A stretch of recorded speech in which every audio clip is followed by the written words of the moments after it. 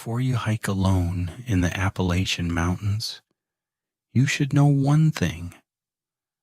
Sometimes people don't disappear because they fall. Sometimes they don't disappear because they get lost. Sometimes something leads them away. I used to volunteer with a search and rescue team in western North Carolina. Most calls were simple lost hikers, sprained ankles, people who underestimated the mountains. But one call changed the way I look at the woods forever, because the man we were searching for kept calling 911, even after his phone had no battery, even after his location kept changing, and even after we found his body. His name was Mark Ellison, 34 years old, software engineer from Charlotte, experienced enough to hike alone, but not experienced enough to fear the mountains. He had planned a one-day hike near a remote section of the Blue Ridge. Nothing extreme. 8 miles and 8 miles out. He texted his sister at 10:42 in the morning. "Beautiful out here. Back by dinner." That was the last normal message anyone received from him. At 7:18 p.m., County Dispatch received a 911 call. The line was full of static. A man's voice came through, shaking. "I'm off the trail. I don't know where I am." The dispatcher asked if he was injured. He said no. Then he whispered, "I keep seeing someone between the trees." The call dropped. When dispatch traced the phone, the coordinates placed him 2 miles east of the trail, deep inside a restricted valley. By 8:30 p.m., our team was called in. We met at the trailhead, sheriff's deputies, 2 K9 handlers, 6 volunteers, and me. The air was cold. The kind of cold that doesn't feel natural for early October. Our team leader, Roy, showed us the GPS coordinates.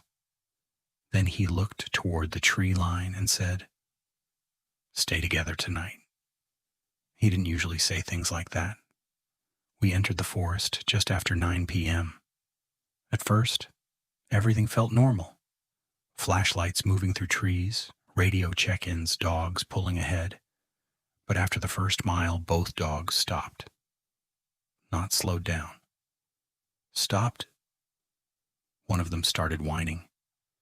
The handler said he had never seen the dog react like that before. Then our radios crackled.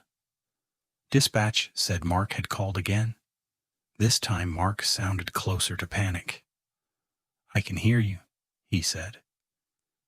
The dispatcher asked what he meant. He replied, "I can see your flashlights."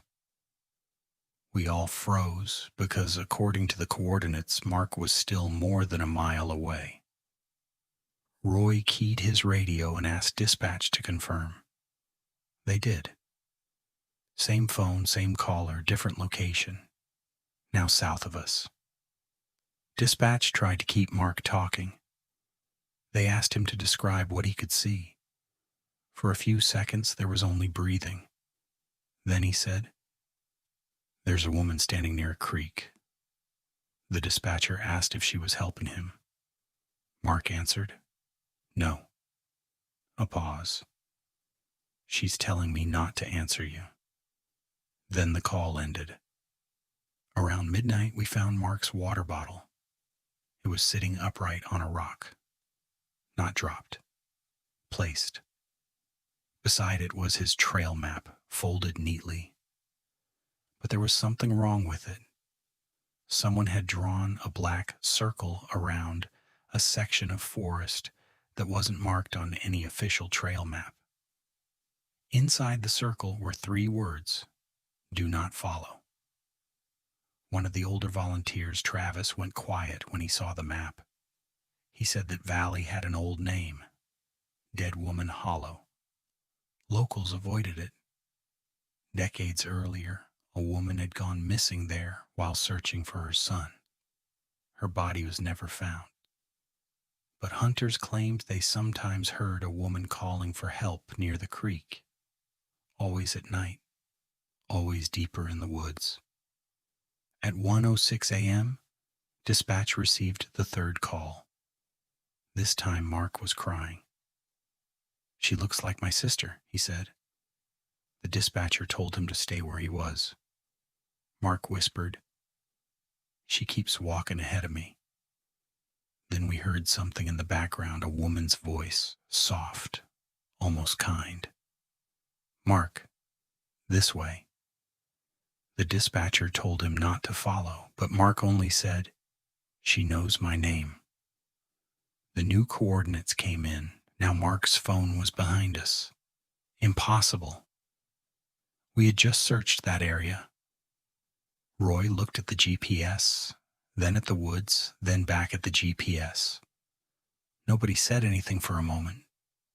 Finally, he said, "We are not chasing the phone anymore. We searched the ground." That probably saved our lives. At 2:20 a.m., one of the dogs picked up a scent. We followed it uphill. There, hanging from a low branch, was Mark's backpack. Every zipper was open. Everything inside had been removed and placed in a perfect circle on the ground. His first aid kit, his flashlight, his snacks, his emergency blanket, and his phone. The screen was black, dead. Roy picked up the phone with gloves, no battery, no signal, water inside the screen, completely dead. Then dispatch radioed us. Their voice was shaking. They had just received another 911 call from Mark's number, but this time Mark wasn't speaking. Someone else was. A woman, and she said, "You're getting close."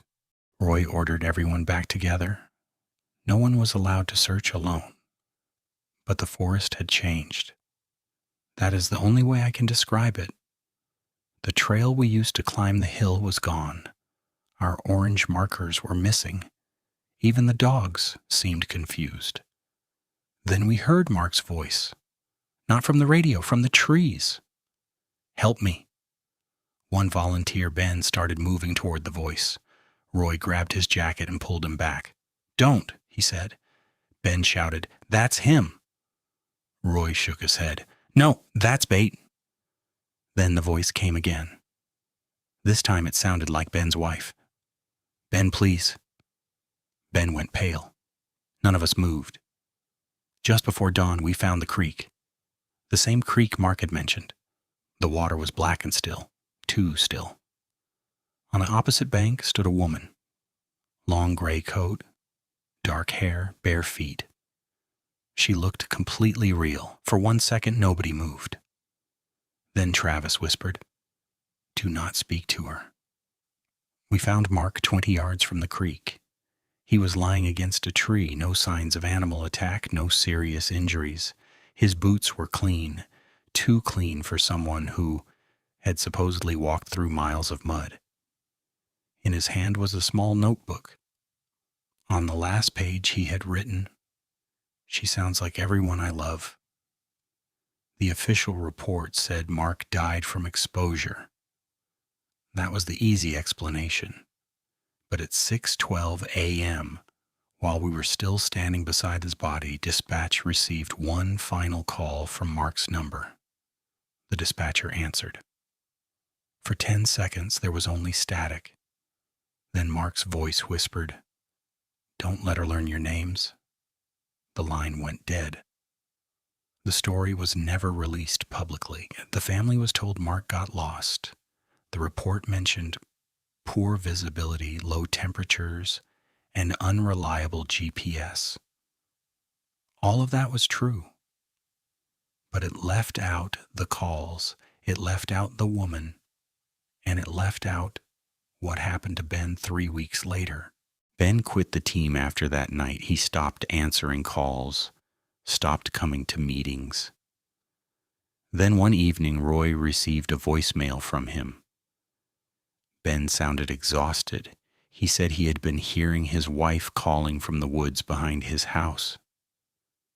The strange part was his wife was sitting in the living room when he heard it. At the end of the voicemail, Ben whispered, "She knows my name now. I left search and rescue the following year. People ask me why. I usually tell them work got busy. That's easier than the truth. The truth is I still hear voices when I'm near the woods. Sometimes they sound like strangers. Sometimes they sound like people I love. And sometimes very late at night, my phone lights up with no signal, no caller ID, just static. Then a voice whispers from the speaker, 'Come help me.'